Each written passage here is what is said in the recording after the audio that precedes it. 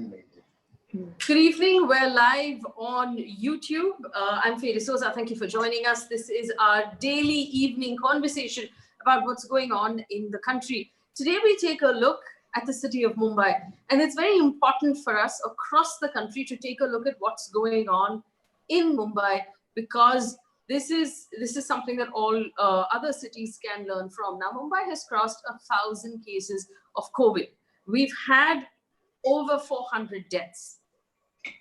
The papers have been reporting over the last couple of days that there's a shortage of beds, there's a shortage of ICU beds, that doctors who are currently working in COVID ICUs and COVID hospitals are overwhelmed by the number of cases that are coming in. There's a shortage of quarantines facilities, and there's a shortage of tests right now. What has the government done? The government in the last 48 hours has given the authority to the assistant commissioners of the BMC to take control of private nursing homes and private hospitals if they need to. They have also sent notice to 25,000 doctors who are currently in the private sector, asking them to report to work in COVID hospitals, because that's the kind of pressure right now that the COVID hospitals are facing. Now, anecdotally, people will tell you stories, and I will tell you stories about the last 1 week of making phone calls for several hours to get a critical COVID patient an ICU bed, making phone calls for several hours to get someone who was tested positive showing symptoms a bed at all. So what is happening really in Mumbai? How bad is this? And the reason why we need to talk about this is because I know that a large number of us feel like we're at the end of this. We feel like, oh, you know, the lockdown is relaxing right now. It's time for us to start thinking about going back to work. But with the numbers that we're looking at in Mumbai and the increasing numbers across the country, is it really time for us to be opening up this lockdown? Joining me right now on this conversation, Dr. Shruti Tandon is the intensive care specialist at Jaslok Hospital. She's running the intensive care, the COVID intensive care right now. Dr. Sanjeev Mehta is a pulmonologist at Leelavati Hospital in Mumbai. And Dr. Mangesh Patil is the chairperson of the Indian Medical Association Hospital Board of India, Maharashtra. He's also a member of the National IMA COVID Task Force. So these are very strong and very important voices to be listening to today. Doctors, thank you so much for joining me on this conversation. It's really important to have this conversation. I want to start with Dr. Tandon, if I may. Good evening, and thank you for giving me time. I know you are a busy person. Is it fair to say right now that our COVID ICUs are full up, Dr. Tandon? Absolutely. Our COVID ICUs have been full at least for the past 10 days. And to an extent that every time when I refuse a patient, I know that I am offering him death in another way. Because if the patient does not make it to a good ICU, they have no chances of survival. So in the last week or 10 days, I've had patients who've come in. They've had relatives who I have been talking to on the phone, informing them. We do video calls with the relatives after we finish the ICU duty. The standing instruction to the relatives is that we won't sleep before we talk to you. We'll get you to at least see your patient even if he's on a ventilator. And it gives us tremendous happiness. But it's horrific because 2 or 3 days later, you learn that the relative you were talking to has now got fever, and he's landed up in one of the public hospitals, he or she, and then another 2 days, they're no more. So that's the sad truth of what is happening in the city now. So, Doctor, you know, obviously there are the ICUs and the patients who require ventilators, who require ICU. And then there are the even more, careful cases. Patients who need dialysis and ICU, patients who have heart trouble and are now COVID positive. Do we have those kind of beds right now? See, we have at present in the hospitals which are designated non-COVID, such as Jaslok. And I have said this on several occasions in the past that there is nothing called a non-COVID hospital, because really the coronavirus doesn't look at a red light or a green light before entering the hospital. But in any case, the designated non-COVID hospitals have COVID beds. They have a suspect ICU and a suspect ward where critical patients are kept before their status is cleared. And they have a general ICU. So patients who are negative on 2 swabs then move to a general ICU. And the patients who are positive move from the suspect to the COVID ICU. So obviously these patients are being looked after at different parts of the hospital. The pressing concern here is that there are not so many ICU beds in the COVID which are activated to accommodate the amount of sick patients we're getting. So we are already facing the scenario that Lombardy warned us about, that the United Kingdom warned us about, that the US, that New York City faced. And I would say we had enough time to prepare for it. So we are now 40 days into the lockdown. It was more than enough time for us as citizens and for the administration to take this up and prepare for this. So I think we're just going to sadly reap the fruits, if I may say, of what we sowed, or what we didn't do rather. One quick question to you, Dr. Tandon, before I bring in the rest of the panelists. And the question is this: like you said, there are right now non-COVID hospitals, or hospitals, private hospitals that are not COVID ready, who are telling patients, I'm sorry, you've tested positive, you need to go. Absolutely. Do you believe that's unethical? So see, there's a capacity which is getting overwhelmed. Okay, but I do believe that that capacity should be proportionate to your total number of beds. So there are large hospitals in the city, in South Bombay, who are having as little as 2 COVID ICU beds. Now, I think at least 10% of your current strength should be dedicated to, or maybe 20% should be dedicated to COVID, considering that it's a need of the hour, and these should open up in a phased manner. So maybe you plan that you have a plan for, say, 50% COVID beds, but you open up 12.5% in each phase, and you keep activating them as the number of positives increase. So there's a large hospital in the vicinity. They have 2 ICU beds. When patients turn positive, they are shunned off to another peripheral ICU, which really is not fair. You know, so every other day we get calls from there, and the only kind of consolation we can offer ourselves when we refuse patients from there is that they're already in a hospital. So there's somebody taking responsibility for them, as opposed to the calls that we get from the community. There are patients who are hypoxic. That means they're low on oxygen, who are moving from hospital to hospital, or phone calls being made and no bed is being made available. So those are the patients which we actually prefer to take. Well, let me bring in my other guests as well. And while we wait for Dr. Sanjeev Mehta to join us, Dr. Mangesh Patil is with us. He's with the IMA COVID task force. Dr. Patil, Suresh Kakani, the additional municipal commissioner of the BMC in Mumbai, has said that we have 500 ICU beds in Mumbai, and it was just a problem of directing people to the right ICUs. Is that true? Because that's not what it seems like on the ground from people who tell us they've had to make calls for 4 hours to find an ICU bed. You are very correct. My take is a slightly different. Approach is different to this issue, what you're talking about. I hope you can hear me. Yes, I can. Please go ahead. See, just now Dr. Shruti mentioned very correctly. In fact, the scenario, what she mentioned is what we are approaching in this epidemic. But the basic principle, as far as this addressing this epidemic is concerned, the solo COVID hospitals is a necessity. Remember that one thing. That is going to solve many problems, for the very basic reason, whatever the spread of this disease in the medical fraternity among the doctors and the frontline healthcare workers, what we have seen, even Jaslok had, Shruti will agree with me, even Jaslok had this issue few days back. The reason why frontline workers, doctors, the staff, they are getting affected is because we are not having a solo COVID hospitals. Point number 1. Point number 2 is that even if our frontline workers, doctors, they are having adequate and effective PPEs, okay, the training how to don and doff these PPEs, there is some lapses in that. That is very responsible for this.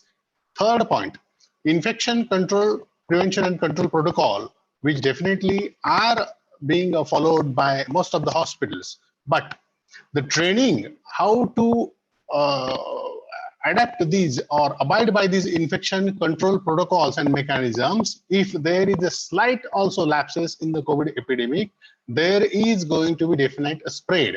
And this has been proved in the past 40 days that most of the healthcare frontline workers, they have got affected because of the COVID, because of these reasons. So instead of keeping few beds or one of the floor of a giant hospital for the COVID cases or ICU or isolation, whatever, a solo COVID facility hospital is the need. So, But Dr. as Dr. Patil, are you telling me, Dr. Patil, are you telling us right now that our frontline doctors, nurses are at risk at this point? They are at risk of getting infected? 100%. Those who are working in the COVID scenario, they are definitely at risk if they do not abide by the protocols and guidelines. Definitely. Like PPEs, what we have been talking about over last 8 weeks. Now, fortunately, we are getting effective PPEs. Now, how to don and doff these PPEs, if that training is not there in the staff, that can be posed as a biohazard. Secondly, as I mentioned, the infection control protocol, if staff does not have training how to abide by the infection control protocol, definitely it is another threat to the spread of this disease. So this medical frontline workers definitely at risk, 100%. Well, Okay, Dr. Patil, Yeah. would it be fair to say at this point, like Dr. Tandon was saying, that Mumbai's hospitals right now are overwhelmed, just like New York and Italy and at one point Spain was, where there were too many cases coming in, not enough beds, not enough ventilators? Is that a fair assessment? 100%. I agree with Dr. Shruti, what she mentioned just now. Okay. And to second that, I will tell you something.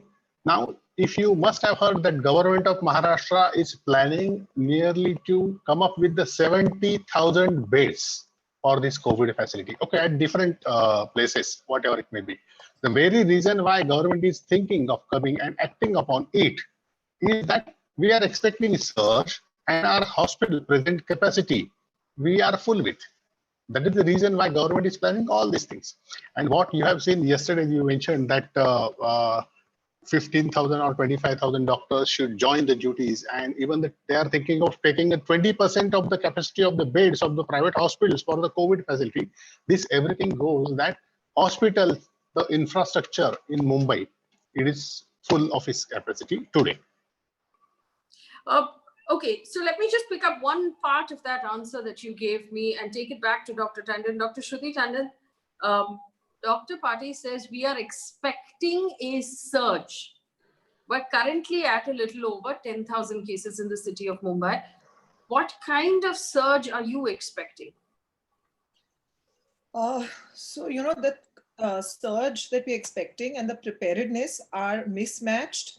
As in, we are creating a lot of quarantine beds. We are creating a lot of so-called DCH beds, which are patients who have some mild symptoms or patients who are at risk. So they have a cause for immunosuppression or diabetes, and therefore they need to be monitored.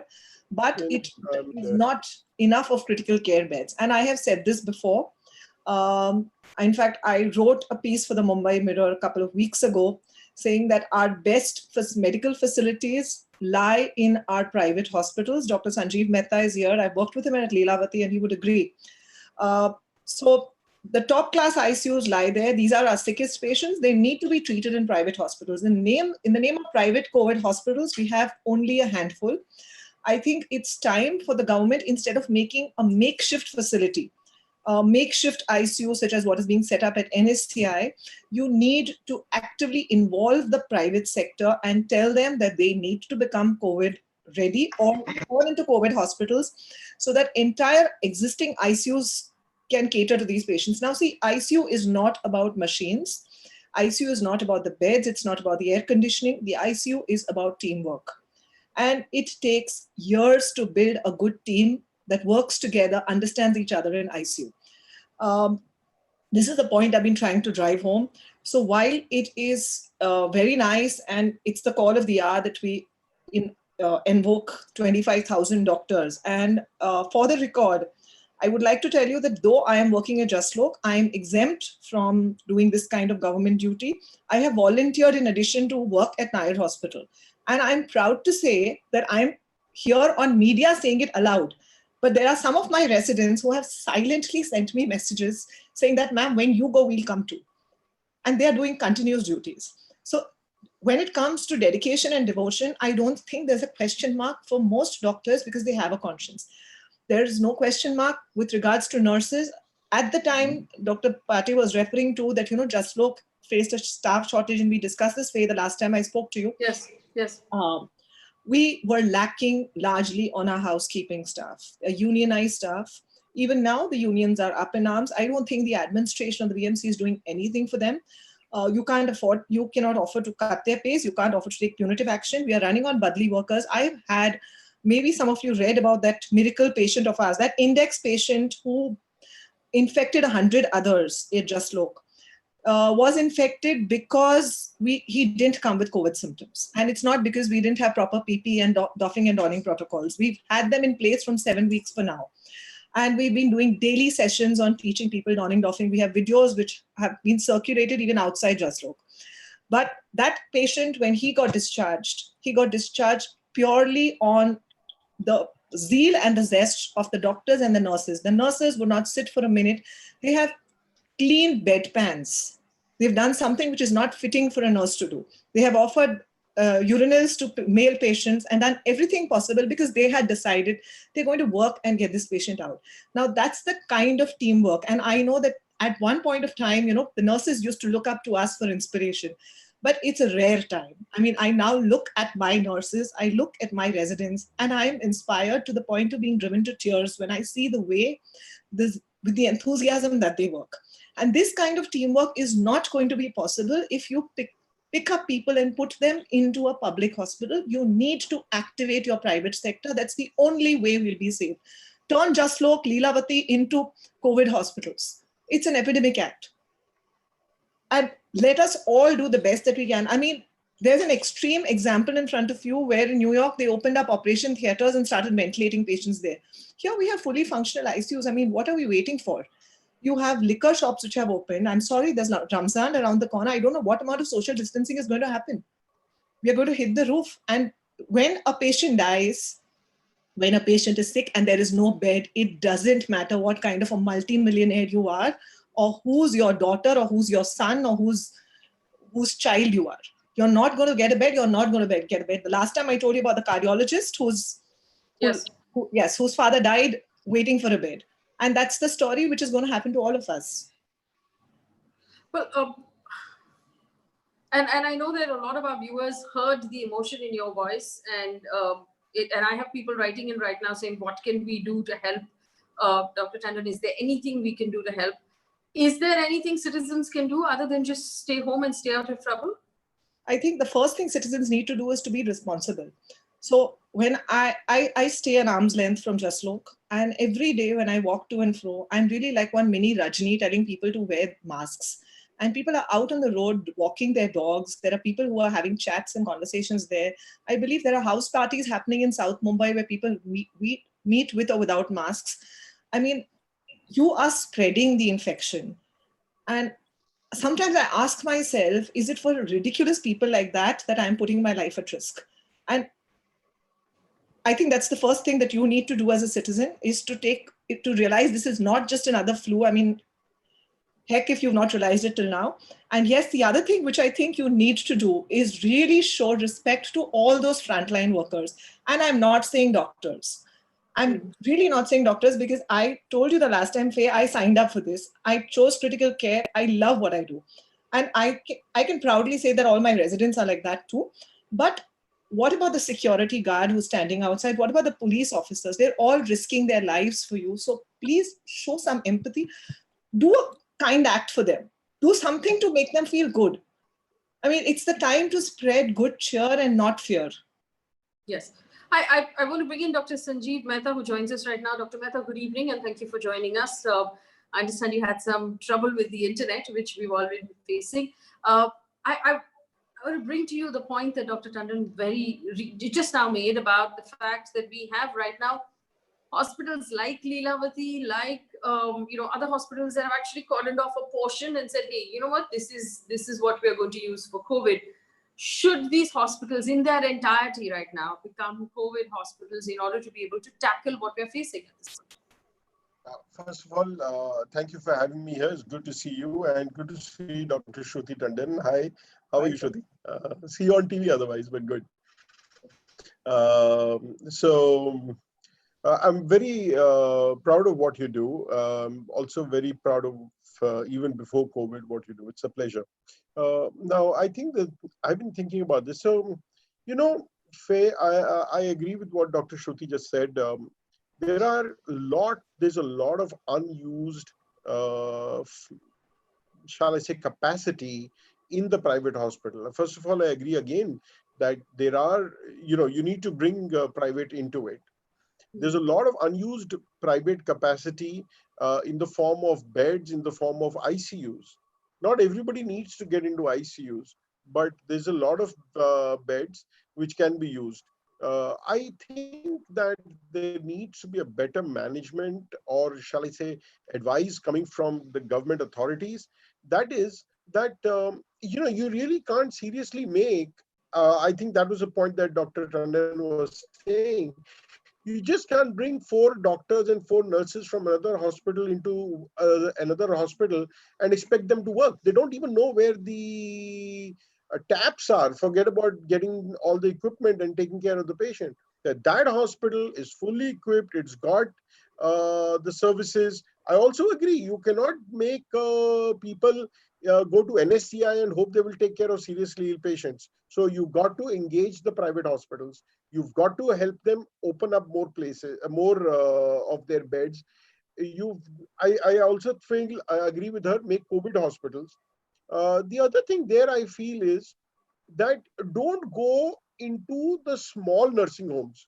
I was doing a cost analysis with one of the hospitals I'm attached to. Unless you don't have 20 to 25 beds, which are completely COVID dedicated, you can't break even because of the various costs of services that are there. So go to the middle-sized hospitals who A, have the facility and B, have the beds. So go to a 100 hospital and tell them, we want to help you to convert this into a COVID hospital. So once you do all that, I think there is a lot of capacity. And I also feel that a lot of people are dying because they're not getting the best medical care that Mumbai and India can give. They're dying going from pillar to post. So get them into there. We are all there to take care.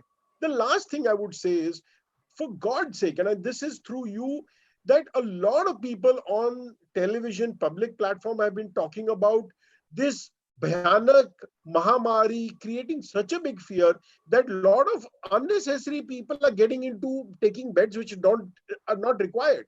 So this, an hour ago, I got a call from a doctor who says, oh, my husband has got COVID. He's asymptomatic, but get me a hospital bed. Otherwise, there's going to be panic. So these kind of people should not be in major hospitals.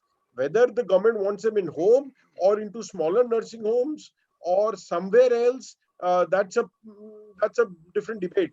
But I really think a lot of these people don't need to get into hospitals and block the beds which are for serious patients. A, B, a lot of people have recovered. They can be taken away. I'm sure that's a story across. I don't know what Dr. Tandon sees, but in many hospitals, empty beds and a lot of beds are filled up by asymptomatic patients or who can be just given oxygen at home. So I think if we get this fear out and get the management in, we could probably manage better with the facilities we have. Mumbai has. So let me just bring in Dr. Patil one more time. Dr. Patil, here's the thing. I was also told, and I can't tell you the name, but I was also told off record by one of the doctors saying that whatever the number is right now in Mumbai, multiply it by 10, that's probably the actual number of cases, because we're not random testing, so we don't really know. And given the density of the way people are living right now, it's likely that we have 10x the cases that we think we have. Do you agree with that estimate? I will take 60 seconds to answer your question. Please. See, first of all, I will like to express my respect towards Dr. Shruti, the way she has mentioned, absolutely emotional, and I 100% agree with her. As far as tests, what you are questioning right now, there are two things. Number one, there are the medical professional like Dr. Shruti and respected Dr. Mehta over there, who are catering these multi-bed giants. Okay. Now, if you go to the grassroots periphery of Mumbai, within Mumbai, I'm talking about. Okay. It is not number of tests you perform. It is the knowledge when to perform the test. That is very important. If you go to the periphery where a few places the hospitals are converted into COVID facilities, still these guidelines are not clear to those people over there. This is the ground reality I am telling you right now. See, in Jaslok or somewhere, they must be following absolutely protocol to do at the end of 1 week, again 12th day, 14th day, whatever it may be. A rapid test is out of question. The PCR, what we are doing, they are following these protocols. But these protocols and guidelines, when to do the test, that is more important, which is not doing. In short, to put this in other words, the audit of each contact, audit of each tracing of the contact, and audit of each, that is very important, which is not being followed in the periphery. If you go to Dharavi now, our people are working there. There are 310 clinics operating over there on daily basis. Okay. So these contacts which are there in the place like Dharavi, unless the audit of each contact is done, that every contact to be subjected to the test at the proper time, people are under the false impression that my test once has come negative, I do not have COVID. And later on that person comes out to be COVID positive. This scenario is happening there. So what question you are asking that we are doing less tests, so the number may be very hiked if we do more number of tests. There may be some kind of a truth definitely in that, but I will give definitely more importance to when to do the test. That will give you more appropriate number. Okay, so next question to you, Dr. Pate. We have a large sort of call that's happening on Twitter right now saying army should be called into Mumbai to manage because government has not been able to manage. Is that a solution? Do you see that as a solution? I will say that, as Dr. Shruti mentioned some time back, there has to be stern implementation of the lockdown, social distancing, which is definitely not being followed across. People are very unruly, let me tell you. We see so many people roaming on the street. So a couple of weeks back, I saw the videos from Govandi and Worli. Those videos were on the social media and people were moving here and there like nothing is there. There is no lockdown. Right now also, if you see the people who are moving in Mumbai every day from outskirts of Mumbai and then coming back out of Mumbai after finishing their work, there is a number of people are doing that. And let me tell you, just periphery outskirts of Mumbai, whatever numbers are coming positive, nearly 50% plus cases are those who are visiting Mumbai, this area, and coming back. This is what is happening. Okay, so you believe that the army should be brought in, if at all, to maintain the lockdown and to maintain discipline on the roads. But technically, there's no intervention in the healthcare sector that the armed forces can bring in. I will not go into army or special reserve force or anything. Whatever way it may be, the stern implementation of lockdown is very much necessary. I think we need to get more awareness. Shruti, I mean, what do you think? People need to be more aware. Listen, nobody wants to die. I don't think they're aware that. Yeah, but seriously, I look at my village, 80 kilometers from here in Karjat. They're not letting anybody come into the village. They don't want to die. Yeah. So I think they need to be made aware that they need to maintain, masks rather than have the police stand there with lathis. It's only going to give more fear. And I don't think fear is what you want. You want education. My patients are running into hospitals. They're not going home because of fear. I think you need to let them know they need to mask.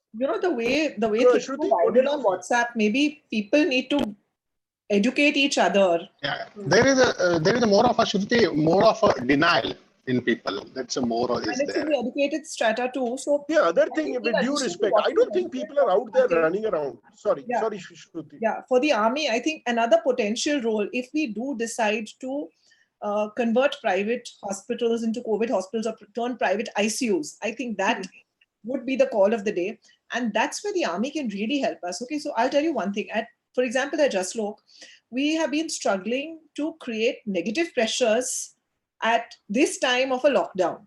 So at one point of time, we were offered help from the government that, okay, we'll help you to procure the supplies and stuff. That hasn't happened. I believe that, also the engineers work at a slower pace. The hospital has an engineering department. I'm only telling you problems related to my hospital. I'm sure Dr. Mehta would duplicate the same problems that we. So Leelavati is one of the best ICUs in Mumbai, and I have trained there, which is why I can vouch for the fact. But You are our best. oh, sorry. But You're one of our best. thank you. But what we need to do is see, it's a very rare virus. Okay, so you need to manage the air handling in such a way that it gets released to the top of the building. All these things are not possible with the present engineering teams in the hospital.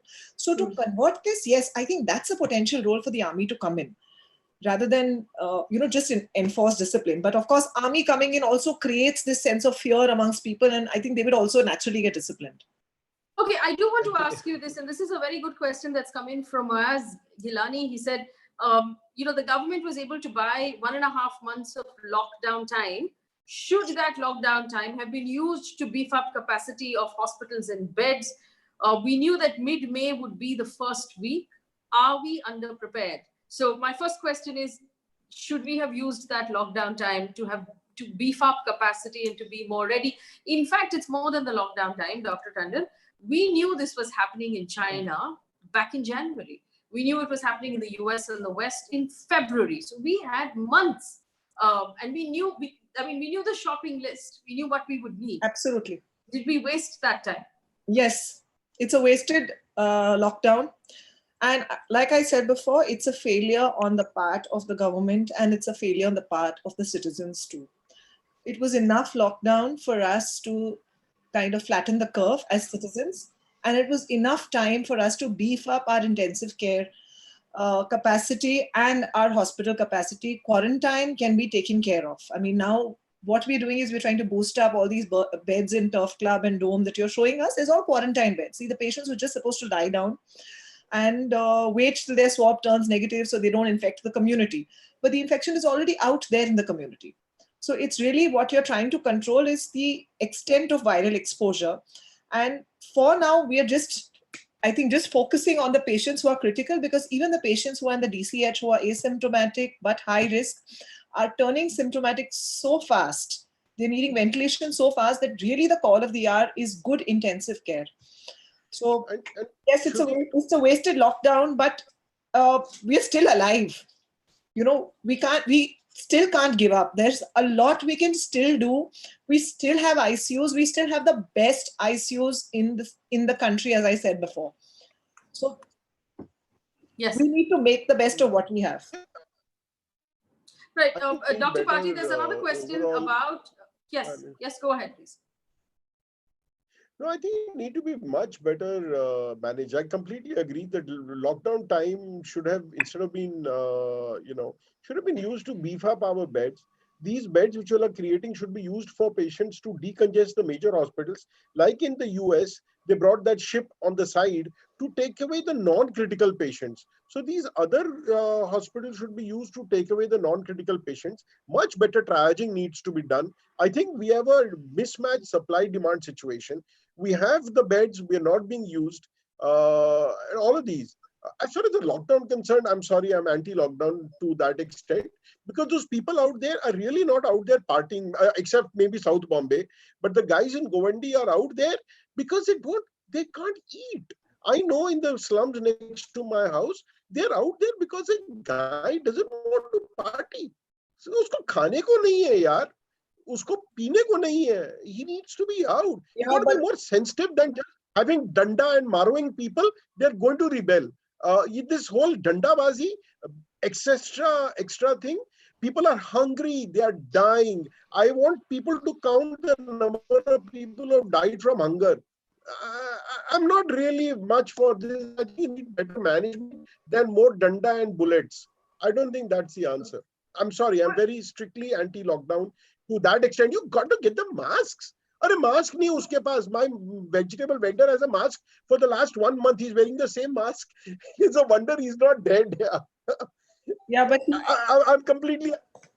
I have a different opinion on this. yeah. Okay, so let me ask you this, Dr. Mehta, when do you see the peak coming? Because the media on a daily basis is reporting highest number of daily cases today, highest number of daily cases. Every day is a new higher number.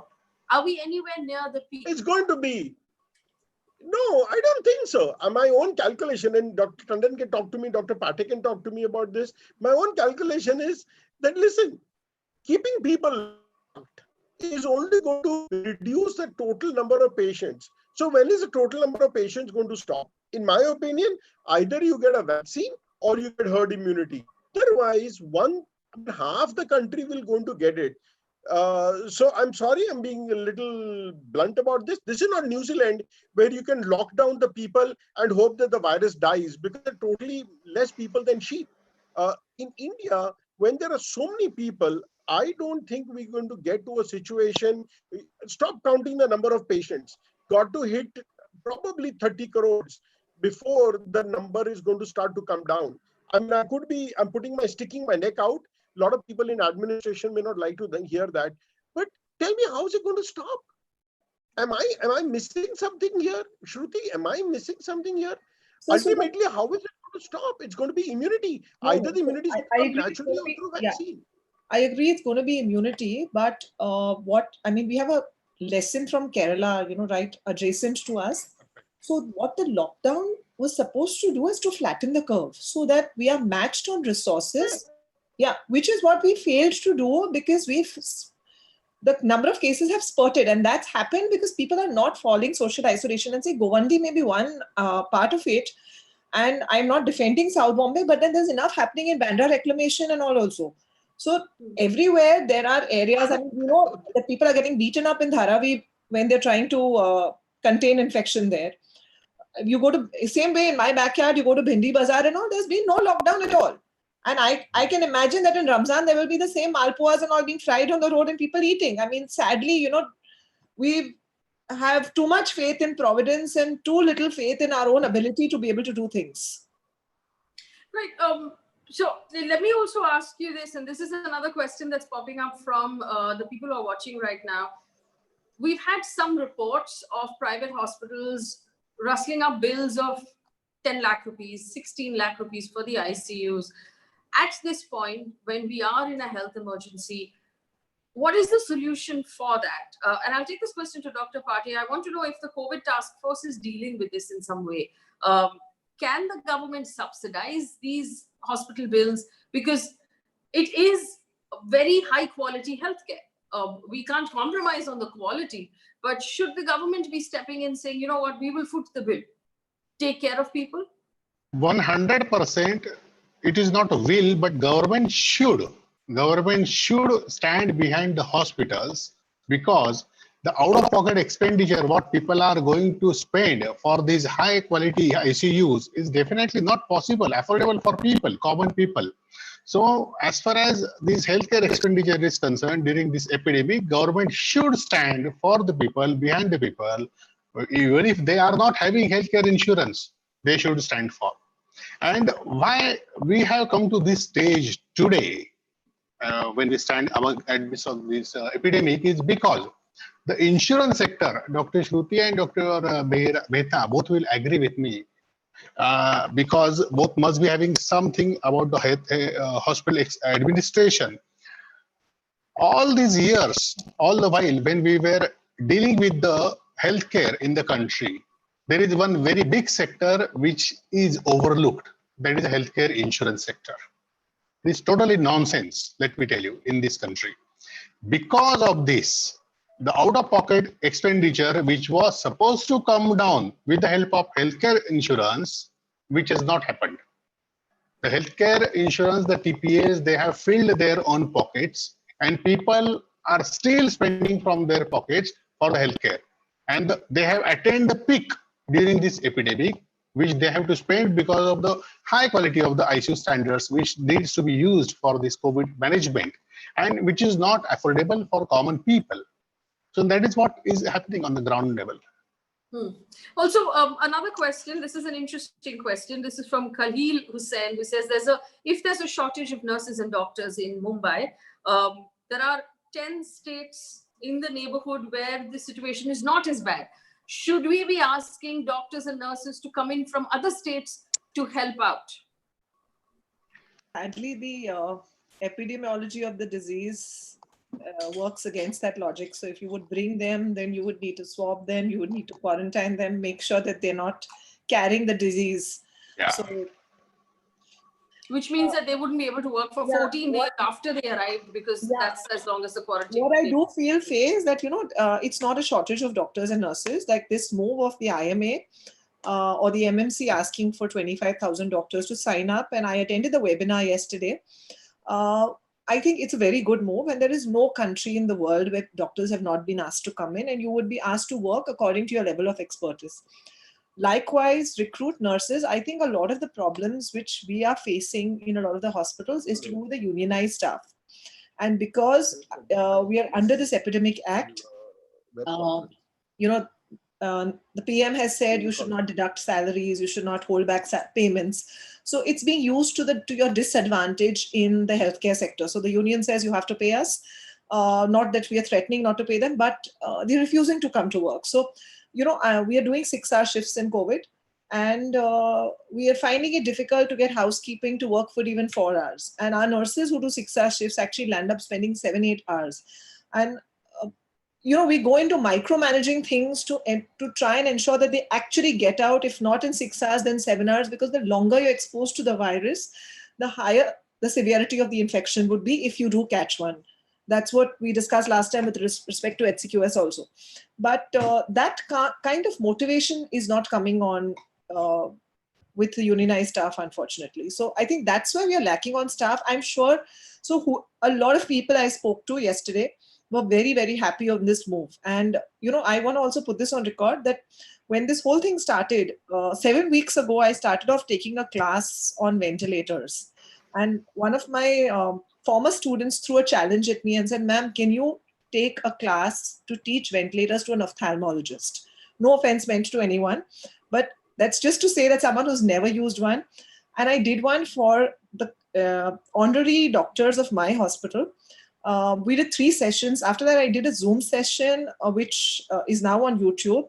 And I've had some 10,000 people who've watched it, and we are sharing that. And based on that, there are a lot of people in my hospital who put their hands up. Okay, there's a surgeon, there's a cardiologist, there's a neurosurgeon, there's an oncosurgeon. They've all said we come and work in COVID. There's a geriatric medicine person also who came and did it. So I don't think motivation on that front is lacking.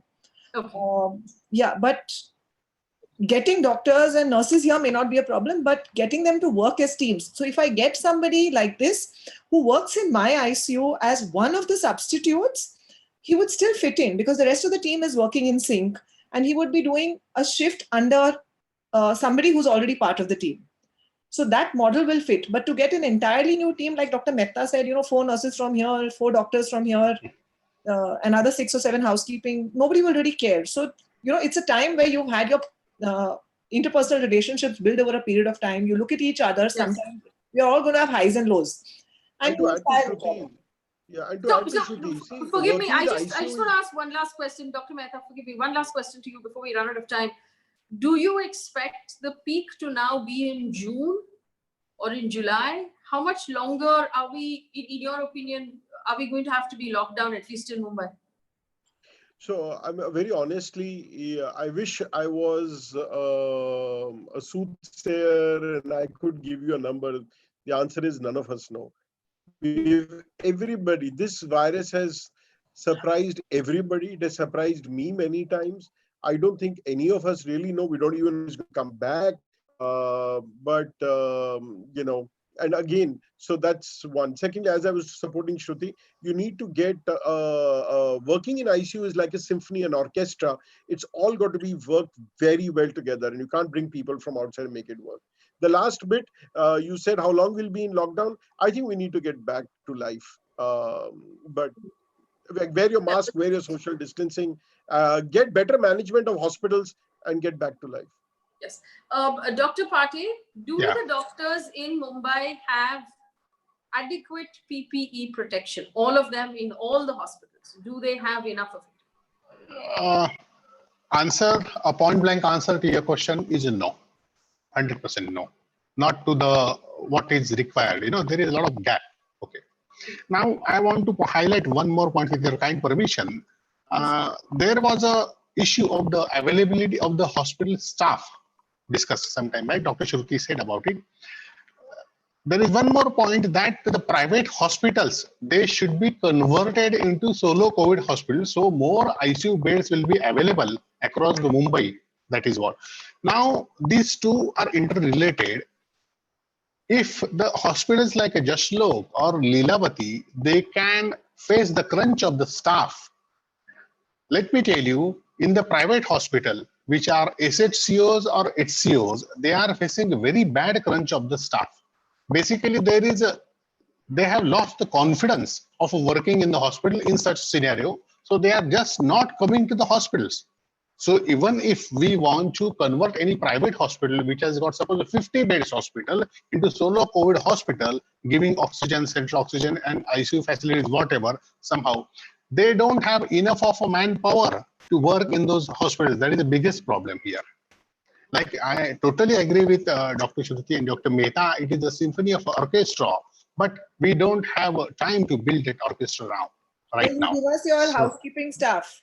Yeah, absolutely. The orchestra is ready for us. Yeah. Housekeeping staff is there. Even nurses, I tell you, no one. Instead of moving the doctors to public hospitals, you move the housekeeping staff to private hospitals. Yes, that's true. Housekeeping staff moving to the private hospital, but still they are not ready to come. Let me tell you, that is ground reality. And government, if you notice, Dr. Shruti, government has said it at least 10 to 15 number of times that all private hospitals should open up and start delivering the services. Otherwise, their registrations will be cancelled. This also was said. But you know what, Dr. Patil, let me ask you this. Let's assume if I was a doctor in a private hospital and I'm not a COVID doctor at this point, I'm not treating COVID patients. If you send me a summons saying report to work, while you're also telling me that there isn't enough protection to keep me safe, why will I do it? Why will I risk myself and my family? It's unfair. Yes, absolutely. This is a catch-22 situation. Remember that. Okay. On one side, you don't have protection. Doctors don't have protection. On other side, the staff is not available in the private hospital. That's why a few days back, I appealed to the government of Maharashtra. So the way we are saying through Maharashtra Medical Council or DMAR, yesterday Dr. Lahane issued one notification that 15,000 doctors should join for 15 days minimum. Like that, the sisters, the housekeeping staff, and those who are sitting at home, not coming on the work, there should be appeal from the government side that you please come back. There is something called as the confidence building measures, which is very much necessary in these healthcare workers who are not attending the hospitals. That is very much necessary. Okay, Faye, I'll tell you one more thing there. To add to your catch. Okay. There's something which someone brought to my mind, that you said that whole thing about army and you should go to the front. So are we really treated like the army? Like you said, okay, the PPE is questionable. More than that, if a soldier is injured, there are specialized hospitals to look after him. Now, in the name of insurance, Mr. Modi has been saying that a doctor will get 50 lakhs, but that's if they die. So 50 lakhs is a price tag put on your life. It's not your medical insurance if you contract COVID or anyone in your family contracts COVID.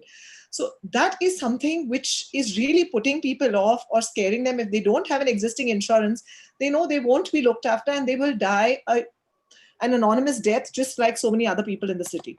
And that I think is a bit unfair. So So basically, this is what we're doing right now. We're telling our doctors and frontline workers to come to work, especially doctors, come to work. And I want to explain this for 1 second and correct me if I'm wrong, Dr. Tandon. Doctors who work in ICUs for COVID are at particular risk because when they are intubating a patient or putting a tube down their throat for the ventilator, which is what needs to be done, there is, of course, the liquid that comes out in an aerosol that sprays on the doctor's face if they're not properly protected and causes a risk of getting infected. We're asking doctors across 25 doctors who are not currently COVID doctors and COVID doctors to come to work. We've not given them proper insurance. We've not given them PPE suits. We've not given them proper training on how to use the PPE suits. So we're asking for the ultimate sacrifice in return for nothing. Is that true? Telling you that your family will be richer by 50 lakhs if you die. No, I think, Faye, you're very right. This needs to be looked at in a much more holistic manner. You've been correct about, so in addition, you're not giving the doctor the support staff. It's so scary if Shruti is putting in a tube into a patient's lung and the nurse doesn't know what to do and there is no ward boy to help. They don't know where to take that. So they need to go all the way through and they need to have a much more detailed think and increase. I think in summary, the beds are there, the facilities are there, but there's a mismatch. And somebody needs to look at that with a lot of help with people like Shruti and others who can sit there and develop a task force to match the services with the facilities. And I think we can solve a lot of problems very quickly. Yes. Last question to Dr. Shruti, Patil, if I may. Last question to Dr. Patil. There is a story that's come out today, a video, a very disturbing video, and I apologize to the viewers, of bodies wrapped up and kept alongside patients in the same ward in Sion Hospital, from what I understand, in Mumbai, because nobody knows what to do with those bodies. The families are not there. They aren't able to pick it up. And obviously, we don't fully understand whether one can pick up the infection from the body. So this is a terribly wrong thing to happen. Why are things like this happening, Dr. Patil? Do we have an understanding of what's going wrong? Very simple. See, you are asking about the dead bodies, which in this COVID epidemic, there are guidelines what to do with the dead bodies in this COVID pandemic. You should have that yellow bag and everything is there. Now, having guidelines in place, it is not everything. Whether those yellow bags are available in those hospitals, that no one is there to see. Like Dr. Mehta just now said, someone like Dr. Shruti should be there to guide. This is the point most important in this discussion I will like to highlight. When you are throwing the guidelines, there has to be vigilance committee whether these guidelines are being followed properly or not followed properly. And last, one important sentence I will say, the people like Dr. Shruti or myself who is working at grassroots level, our work is not to just deliver healthcare, but our work is more into administration of this epidemic. That is very important. Unfortunately, these professional guidelines are not taken into consideration. That is the biggest problem in this epidemic management, that I will say. Thank you. Also, like Dr. Shruti was pointing out, if the housekeeping staff, the ward boys have not come to work, who is going to put the body in the yellow bag and to hitch to the morgue? That's going to be a problem as well. We've run out of time, but just to give our audience a full recap of what was said, this is where we are in Mumbai. Mumbai's hospitals, COVID hospitals, are overwhelmed. Reports suggest for a COVID positive patient who needs a hospital bed, it's a 3-day wait right now. The ICU beds are all full. There is no availability. Even for very senior doctors or their family members who need a bed, there is no bed to be had because we've run out of beds. The solution right now would be to turn entire hospitals, private hospitals, into COVID hospitals and have them dedicate their resources. Right now, doctors don't have enough insurance. They don't have enough protection. They don't have enough coverage, and there aren't enough resources available on the ground. For people who are asking, why can't we turn OYO hotel rooms into ICUs, the problem is ICUs require equipment. They need ventilators. They need heart monitors. It's not the same as turning a regular bed into an ICU. You need those machines available, dialysis machines, ECG machines, things like that. Even the existing ICUs that we have need special air handling. Okay. So we have 5 ICUs in Jaslok, and out of these 4 are completely newly made and fantastic. But we can't use them because we don't have the right air handling for them.